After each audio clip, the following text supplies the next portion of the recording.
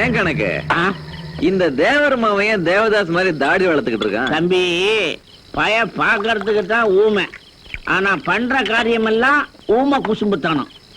இந்த கோர்ட்ல கொலை பண்ணிட்டு சுய நினைவு இல்லாம பண்ணிட்டேன் அப்படின்னு சொல்லி தப்பிச்சுக்கிறாங்களே, அதே மாதிரி ஒரு பொண்ணை கெடுத்துட்டு சுய நினைவு இல்லாம கெடுத்துட்டேன் அப்படின்னு சொல்லி தப்பிச்சுக்கிட்டான். ஆமா ஆமா, இவன் எங்க தப்பிச்சான்? அவ இல்ல இவனை ஒதுக்கி வச்சுட்டா. டேய், மறி குழந்தை மத்தள மாதிரி எப்படி வாச்சாலும் சத்தம் வரும். தம்பி சத்தம் எல்லாம் வந்துருச்சு, ஆனா அந்த சத்தத்துக்கு யார் காரணம் அப்படிங்கறதான் தெரியல. என்ன கணக்கு சொல்ற? குழந்தை சத்தத்தை தான் சொல்றேன். இப்போ அந்த சத்தத்துக்கு காரணம் இவன் தான் வச்சுக்க. மறி குழந்தை இந்நேரம் இவனை சேர்த்திருக்கணுமே. பல பேர் வாச்ச மத்தளம்ல, அதுல அந்த பழனவன் யாருங்கிறதுல அவளுக்கே குழப்பமா இருந்துச்சு.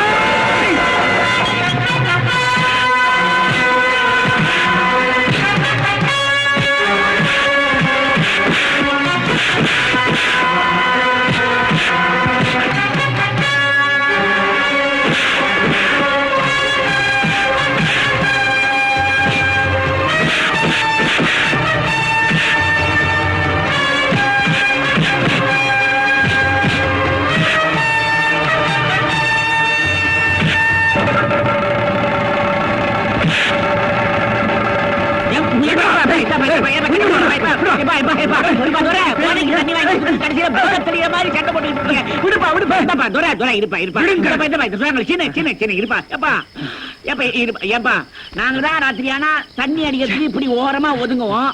உனக்கு ஏன்பா தலையெழுத்து இப்படி நான் பூரா திருந்துகிட்டு இருக்கேன். போப்பா போய் நல்லா தூங்கு போ. துரை முட்டை கடையை துறவோம் வா. மகனே, உன்னை பார்க்க பார்க்க எனக்கு வயிறு எரியுதுடா. நம்ம குடும்பத்துக்கே ஒரு சாவமோ என்னவோ. நான் தான் பொண்டாட்டியை வச்சு ஒழுங்கா குடும்பம் நடத்த முடியல, நீயுமா இப்படி? இப்ப என்ன பண்ண சொல்றீங்க? நீ ஒண்ணுமே பண்ண வேணாம். மறிக்கொழுந்து பேசினது நடந்துகிட்டது எல்லாத்தையும் மறந்துட்டு உன்னையே சதா நினைச்சுக்கிட்டு உனக்காகவே வாழ்ந்துட்டு இருக்கிற உமாவை கல்யாணம் பண்ணிக்க. என்ன யாருமே புரிஞ்சுக்க மாட்டீங்களா? புரியுதுடா, புரியுது. இதுக்கெல்லாம் ஒரு நல்ல முடிவு கிடைக்கும், கவலைப்படாத. மகனே, உனக்கு ரொம்ப பிடிச்ச மல்லிகைப்பூ இந்தா. இப்ப இதான் ரொம்ப தேவை. மல்லிகைப்பூ மண்ணி வேணாம்.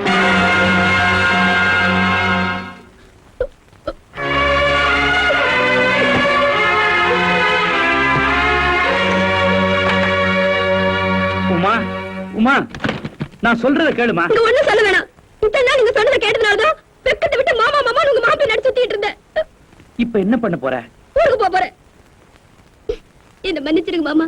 இனிமேல வெக்கத்தை விட்டு என்னால இங்க இருக்க முடியாது. சின்ன வயசுல இருந்து நான் மாமா மேல உசிரியை வச்சிருந்தது உண்மைதான். அதனாலதான் இத்தனை நாள் அவரை அவமானப்படுத்தினதெல்லாம் தாங்கிட்டு இருந்தேன். இனிமே என்னால தாங்க முடியாது. நானும் ஒரு சராசரி பொண்ணுதான் மாமா. அவர் என்ன கட்டிக்கலங்கிறதுக்காக நான் ஒண்ணு செத்து போயிட மாட்டேன்.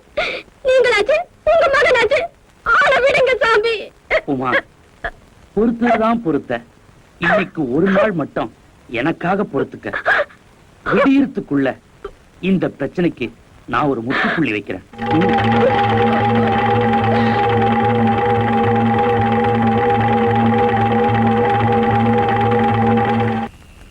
வாங்க தேவரையா, வாங்க. என்ன விஷயம் சொல்லி அமைச்சிருந்தா நானே வந்திருப்பேனே. பொண்ணல்ல மறிக்கொழுந்து, அன்னைக்கு ஏன் கல்யாணம் வேணாம்னு சொன்ன? அதான் அன்னைக்கே சொல்லிட்டு வந்துட்டேனுங்களே. மனசுக்கு பிடிக்காத உங்க மகன்கிட்ட மஞ்ச கயத்தை மட்டும் வாங்கிக்க பிடிக்கலன்னு.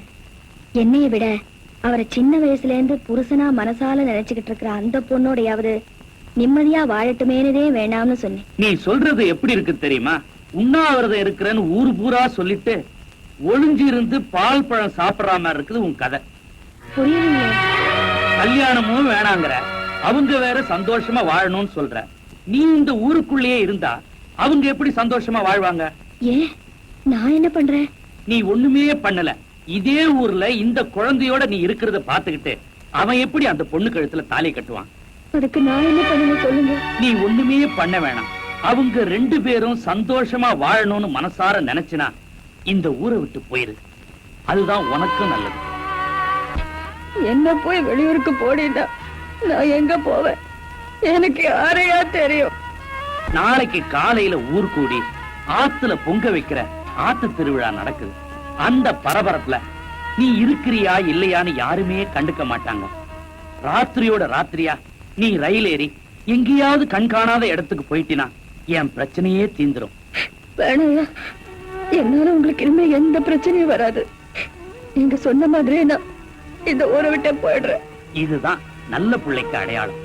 என்ன இருந்தாலும் மேன்மக்கள் மேன்மக்கள் தான். நான் வர மாதிரி கொழுந்து.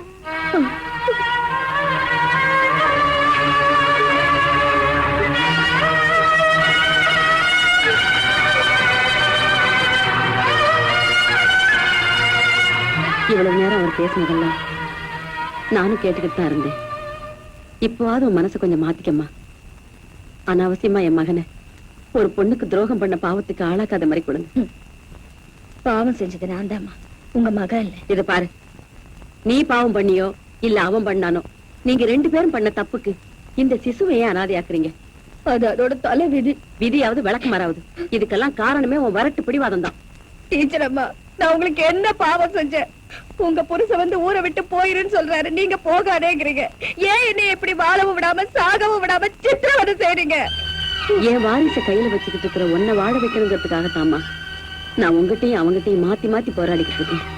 இடையில இந்த மனுஷன் வேற வந்து ஏடாகூடம் பண்ணிட்டு இருக்காரு. அம்மா, உங்களை கையெடுத்து கும்பிடுறேன், தயவு செஞ்சு இங்க இருந்து போயிருங்க. மறிக்குழந்து, நான் சொல்றத கேளுமா. இப்போ ஒண்ணு குடிமொழிக்கு போயிடல. உன் கழுத்துல நான் அவனை தாலி கட்ட வைக்கிறேன். வா அம்மா என் கூட. நீங்க நினைச்சா கட்டிக்கிட்டு வேண்டான்னு அவுத்து வைக்கிறதுக்கு தாலி என்ன அருணா கயிறுன்னு நினைச்சுக்கலாமா? இத பாருங்கம்மா, உங்க புருஷனுக்கு நான் இந்த ஊரை விட்டு போறதா வாக்கு கொடுத்துட்டேன். இனிமே நீங்க என்ன பேசியும் பிரயோசனம் இல்ல. தயவு செஞ்சு என் மனசு மாத்திரலாம்னு மட்டும் நினைக்காதீங்க. போயிட்டு வாங்கம்மா. உங்க நல்ல மனசுக்கு உங்க மருமகளா வாழ கொடுத்து வைக்காத பாவி நான் தேம்மா. சத்தியமா இது நடக்காது. தயவு செஞ்சு போயிருங்கம்மா. முனுசாமி, ஏய் ஐயா, விடிஞ்சா ஆத்து திருவிழா, நீ பாட்டு படுத்து தூங்கிட்டு இருக்க. அங்க ஆத்துல தண்ணி இல்ல, பொங்க வைக்க தண்ணி எடுக்க எல்லாரும் அங்கதான் வருவாங்க. நீ போய் அந்த மடையை அடைச்சு விட்டு வா. என்ன? சரி சரின்னு படுத்து தூங்காதடா. சரிங்க போறேங்க. இப்படி நீ அமைதியா இருந்து இத்தனை நாள் என்ன அலக்கழிச்சது போதும்டா. இதுக்கப்புறமும் நீ அமைதியா இருந்தீன்னா அதுவும் அழிவுக்கு தான் அறிகுறி. அம்மா, நான் சொல்றதையும் கொஞ்சம் கேளுங்க. நான் பண்ணது தப்புன்னு தெரிஞ்சுதான் வெக்கப்பட்டுட்டு அவன் மூஞ்சில கூட முழிக்க முடியாம வேதனையோட அழைச்சிட்டு இருக்கம்மா. நான் போய் உட்காந்து எப்படிமா விழ முடியும்?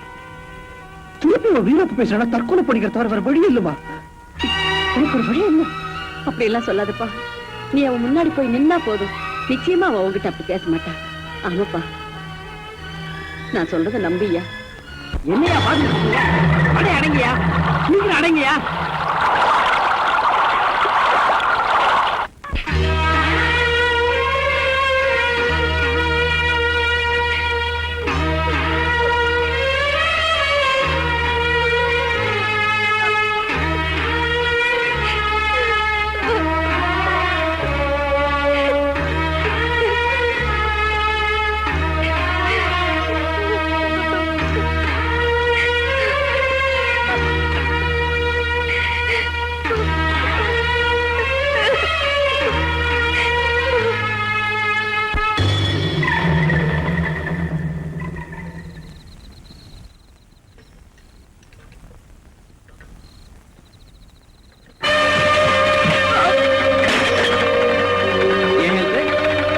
என்கிட்டே கை நீட்டி பணம் வாங்கிட்டு எட்டப்ப வேலை பாக்குறியா?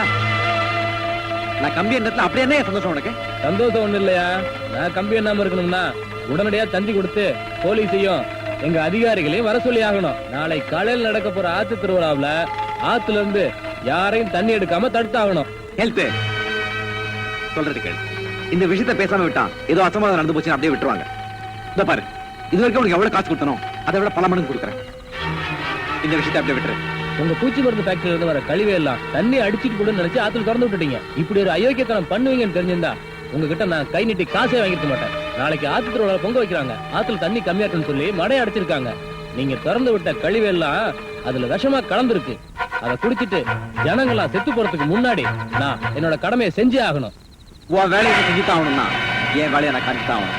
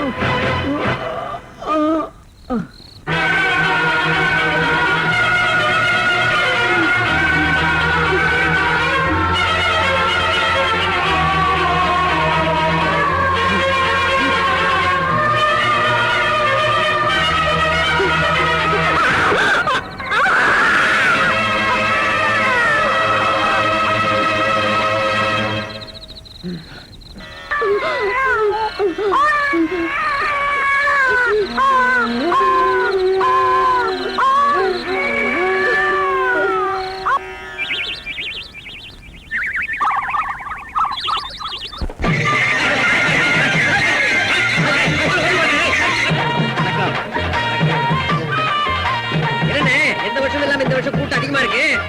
400 கிராமமும் சேர்ந்துருக்குல்ல, கூட்டம் இருக்காதா? அந்த பையன் இன்னும் வரலையா? என்னமா உட்காந்துக்கிட்டு மரமரன்னு எந்திரிச்சு ஆத்துல தண்ணி எடுத்து அடுப்ப பத்த வைங்க. பொங்க வைக்க நேரமாவது இல்ல. நம்ம பொம்பளைங்க சொன்னாதான் செய்வாங்க. என்னையா அது?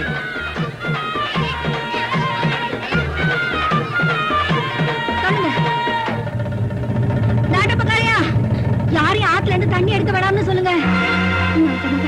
தயவு செஞ்சு யாரையும் தண்ணி எடுக்க விடாதீங்க. என்ன சொல்லுங்க? எனக்கு ஒண்ணும் ஆகல. இங்க இருக்கிறவங்களுக்கு ஒண்ணும் ஆயிடக்கூடாதுங்கிறதுக்காக சொல்றேன். யாரையும் தண்ணி குடிக்க விடாதீங்க. ஏன்னு கேக்குறேன். நம்ம ஒரு பூச்சி மருந்து ஃபேக்டரியில இருந்து கழிவு போன தண்ணி எல்லாம் அவங்க ஆத்துல திருப்பி விட்டுருக்காகலாம். அதெல்லாம் நீங்க திருவிழாவுக்காக அடிச்சு வச்சிருக்கிற இந்த தண்ணியில விஷமா கலந்துருக்கு. அதையும் சொல்றையா, தயவு செஞ்சு யாரையும் ஆத்துல இருந்து தண்ணி எடுக்க வேணாம்னு சொல்லுங்கய்யா. மறிக்கொழுந்து, இந்த விஷயம் உனக்கு எப்படிமா தெரியும்? நான் அந்த வழியா வந்துகிட்டு இருந்தப்போ நம்ம ஹெல்த் ஃபேக்டரி துறைகிட்ட இந்த விஷயத்த சொன்னதை என் காதால கேட்டேன். அதனால அந்த ஃபேக்டரி துறையும் அவங்க ஆளுகளும் நம்ம ஹெல்த்த அடிச்சு கொண்டு விட்டாங்க. மறிகொழுந்து, இத்தனை நாளும் பாவக்கூத்து வருது, கல்யாணம் ஆக போகுதுன்னு சொல்லி நம்ம ஊருக்காரங்களை மட்டும்தான் ஏமாத்திட்டு இருந்தேன். இன்னைக்கு 4 ஊருக்காரங்களும் கூடி இருக்கிற இந்த ஆத்து திருவிழாவிலையும் உன்னோட கைவரிசையை காட்ட ஆரம்பிச்சிட்ட பாத்தியா? இல்ல இல்ல, சத்தியமா இல்லவே இல்ல. நான் சொல்றது போய் இல்ல. தயவு செஞ்சு என்ன நம்புங்க. நான் சொல்றது அத்தனை உண்மை.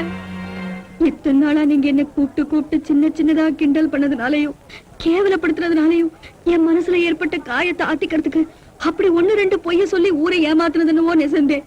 ஆனா இப்ப நான் சொல்றது அப்பட்டமான உண்மையா? தயவு செஞ்சு என்ன நம்புங்க நாட்டமக்கரையா.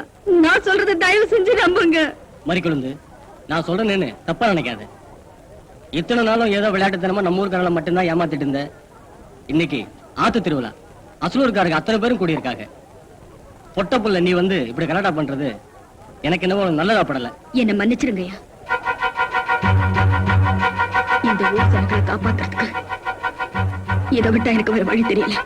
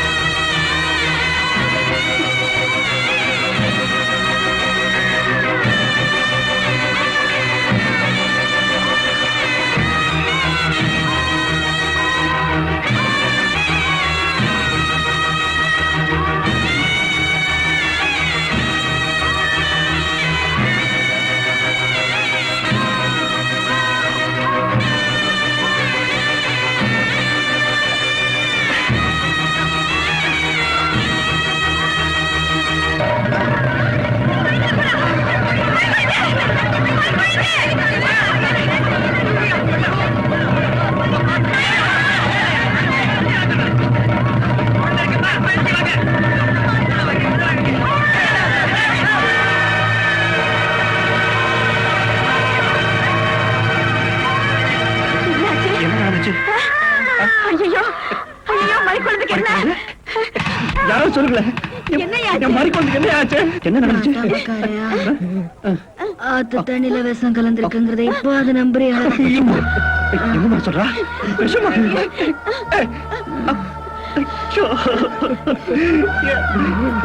இப்பதான் முழு மனசோட உன் கழுத்துல தாலி கட்டு ஓடோடு வந்தமா. எந்த மாதிரி அதுக்குள்ள இப்படி ஆயிடுச்சு? நீங்க தாலி கட்டணும்னு மனசுல நினைச்சதே போதும். கல்யாணமாகி உங்க கூட வாழ்ந்து முடிஞ்சு திருப்பி எனக்கு வந்துருச்சு. உங்களுக்கு எனக்கும் பிறந்த இந்த பிள்ளைய வாங்கிக்கங்க. அம்மா, இது வரைக்கும் நான் வாழ்ந்த வாழ்க்கையில எந்த ஒரு சராசரி பொண்ணுக்கும் கிடைக்க வேண்டிய எந்த சந்தோஷமும் எனக்கு கிடைக்கலங்க. பெரிய வசதியான குடும்பத்துல பிறக்கல, பெரிய படிப்பும் இல்ல, ஒரு நல்ல துணிமணி கூட நான் கட்டி பார்த்தது இல்லைங்க. என்னைய பார்த்து எந்த ஆம்பளையும் இந்த மாதிரி ஒரு பொண்ணு தனக்கு பொண்டாட்டியா வந்தா நல்லா இருக்குமேன்னு ஆசைப்பட்டது கூட இல்ல. இந்த மாதிரி வாழ்க்கையில நான் என்னென்ன விஷயங்களை தொலைச்சிட்டு தெருவுல நின்னனோ அந்த நிலைமை என் பொண்ணுக்கு வந்துடாம பாத்துக்கங்க. அது மட்டும் இல்ல, என் பொண்ணுக்கு நல்ல துணிமணி வாங்கி கொடுத்து சீமைக்கு அமிச்சு பெரிய படிப்பு படிக்க வைங்க. பருவ குமரியா என் பொண்ணு வந்து நின்னா பாக்குற அத்தனை பேரும் அவளை கையெடுத்து கும்பிடுற மாதிரி வளர்த்து வைங்க. எதிர்காலத்துல என் பொண்ணு பாக்குற ஒவ்வொரு ஆம்பளையும் இப்படி ஒரு பொண்டாட்டி தனக்கு கிடைச்சா நல்லா இருக்கும்னு ஆசைப்படுற மாதிரி அவளை வளர்த்து இந்த ஊருக்கு கூட்டிட்டு வாங்க. கண்டிப்பா செய்யறோம்.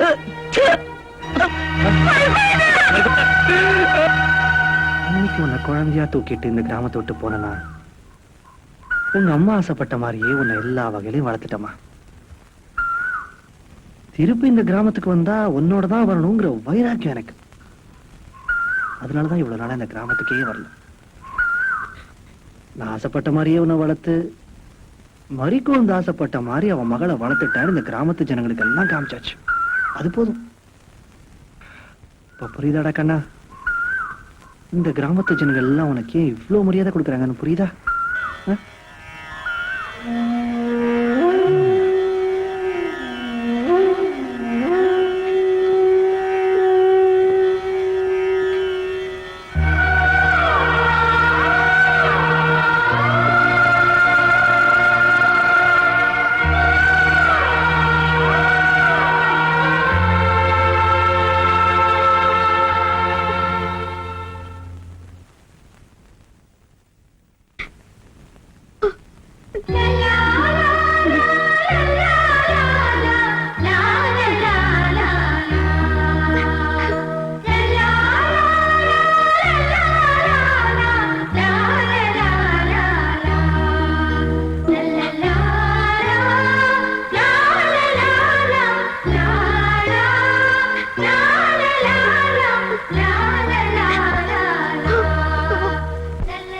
ஒவ்வொரு சாதனைக்கு பின்னாலையும் ஒரு பொண்ணுதான் இருப்பான்னு சொல்லுவாங்க.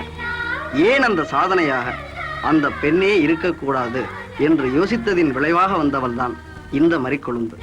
பணிவுடனும் பாசத்துடனும் புதியவன். அவ்வளவுதான் காட்ட முடியும், அதுக்கு மேல காட்ட முடியாது. மத்த கம்பெனிகள் காட்டலாம், ஆனா எங்க கம்பெனி காட்டாது.